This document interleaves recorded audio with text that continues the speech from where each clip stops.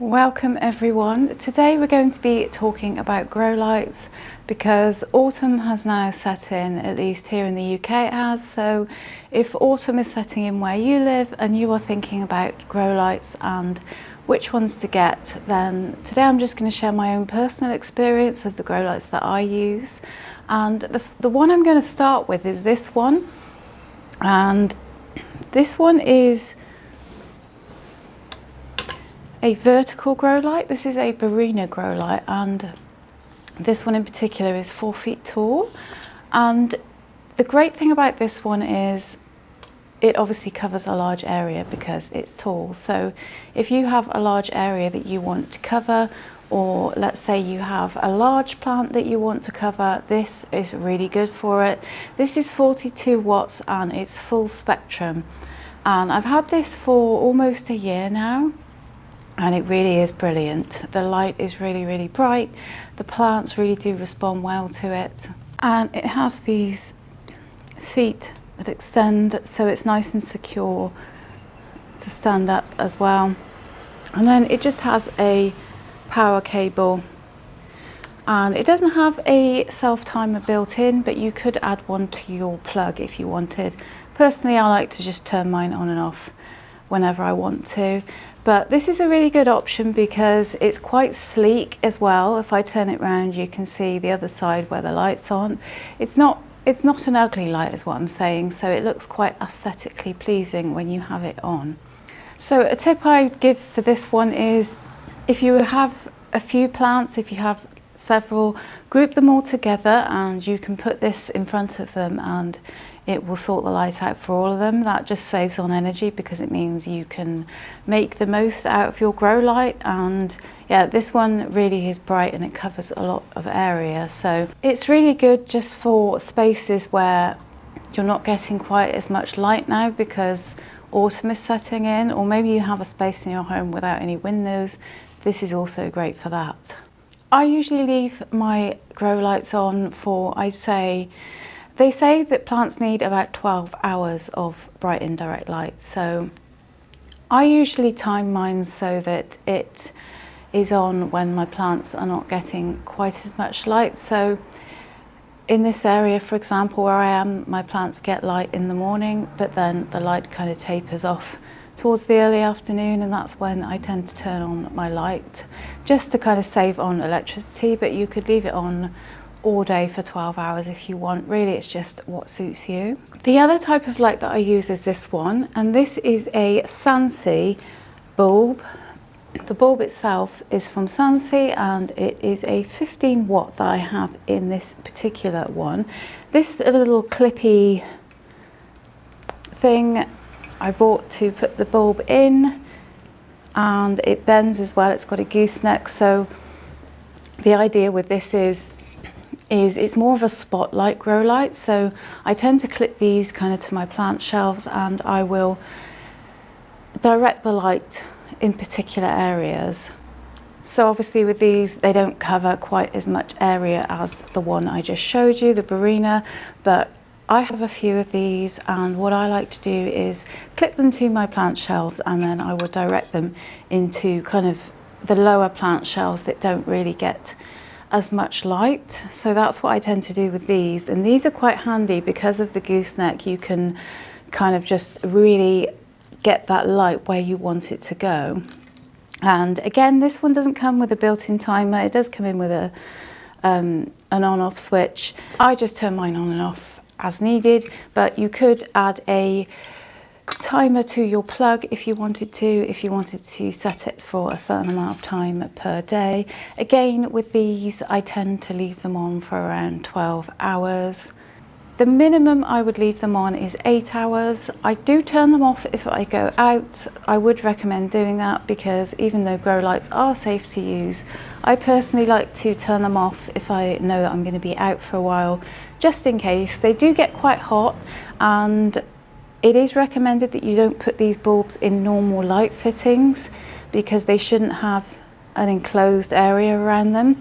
So that's why I use the gooseneck, because it leaves around them free to breathe, because they do get quite hot. So do bear that in mind, and you definitely want to make sure that you don't put your grow light right next to the leaves. So I would usually say about 20 centimetres away, about that away, I would say, ish. I wouldn't put a plant closer than that, like really close like that. You're going to get burnt leaves, so definitely make sure your plants aren't kind of right up against it. If you notice you're getting scorched leaves, then that's a good sign that your plant is too close. And that's the good thing about these gooseneck ones, because you can kind of move them away a bit if you need to. Same with this one, you know, you can experiment with moving it closer and further away from your plants. And all these bulbs are LED as well, so they do last for quite some time. Don't forget not to kind of put them in a place where you're going to be staring at them all day, because even though grow lights are safe, we shouldn't be staring at them all day, so definitely make sure you think about eye safety. I know some people wonder, do grow lights actually make a difference? Do they work? I've been using them now for about a year, and I would say they definitely do make a difference. I do notice that the plants I put under grow lights tend to have less yellowing of leaves during winter. They even tend to put out a little bit of growth too. Not quite as much as they would in the warmer weather, but I do notice a little bit more growth from plants that I put under grow lights. They're definitely a lot happier, they're a lot more vibrant, and yeah, they just get through the winter a lot better, because light is just so important for our house plants. And yeah, that's usually why they suffer in autumn, winter when it gets dark, because they're just not getting enough light.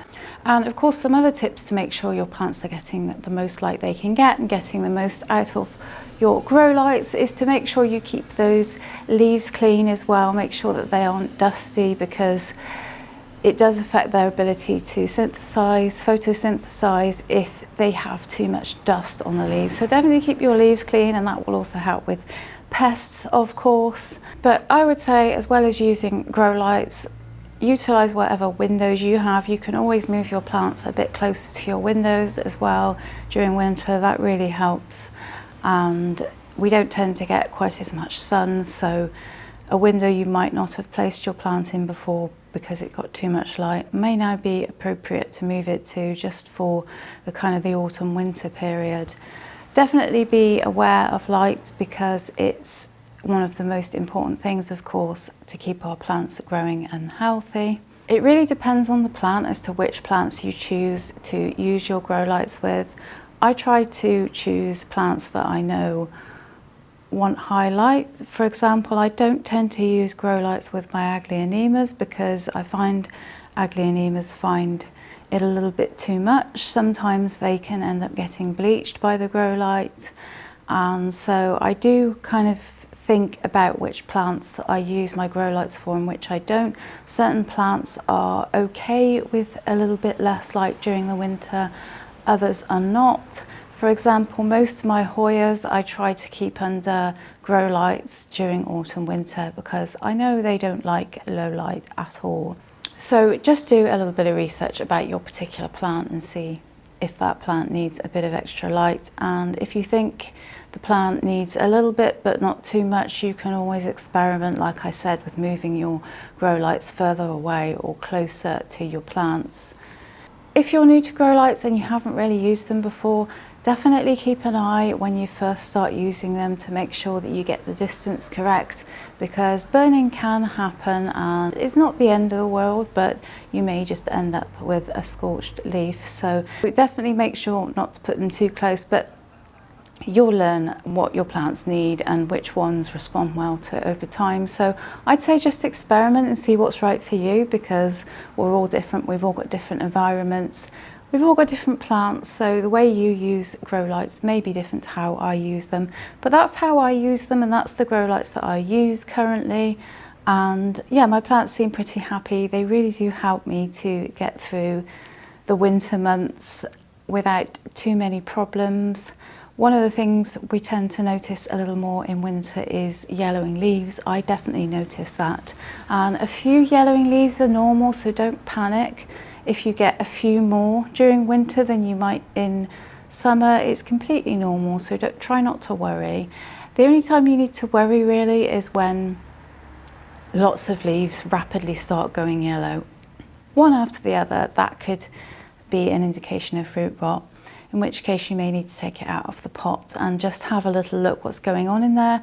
But one or two here and there, you know, a few at the bottom particularly of the plant, really normal. And I normally find that some of my plants during winter, they do tend to lose a few more leaves than normal. I just trim them off come spring. They really take off again and they do fine. So I hope today's video was helpful, and if you have any questions, of course, do leave them in the comments. And yeah, I'll see you in the next video. Take care.